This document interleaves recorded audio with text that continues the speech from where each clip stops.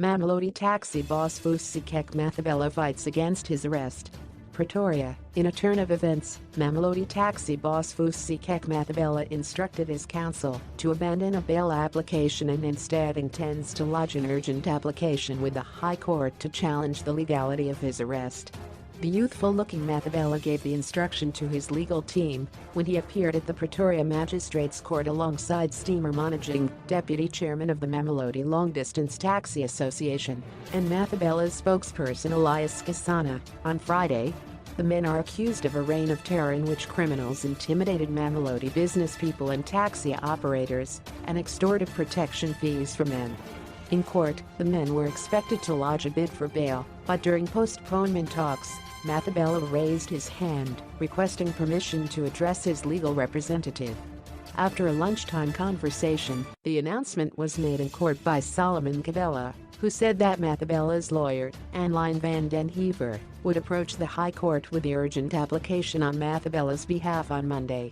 Kabela said Skisana and Managing would proceed with their bail bid on Monday. He said the accused were business people, and their businesses suffered each day they spent in police custody. Van den Heever has been critical of the manner of Mathabela's arrest and said she was unhappy with the sight of heavily armed policemen who surround the courtroom each time the case is being heard and prejudice her client's case.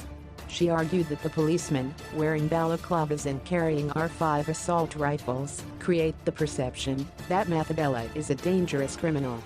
Her attempt to have the officers removed failed, as the court ruled they were there for the safety of all.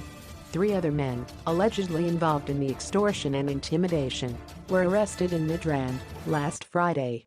They were charged with possession of unlicensed firearms and appeared in the Alexandra Magistrates Court. Mathabela handed himself over to the Germiston police after a warrant for his arrest was issued in Mamelodi on Tuesday.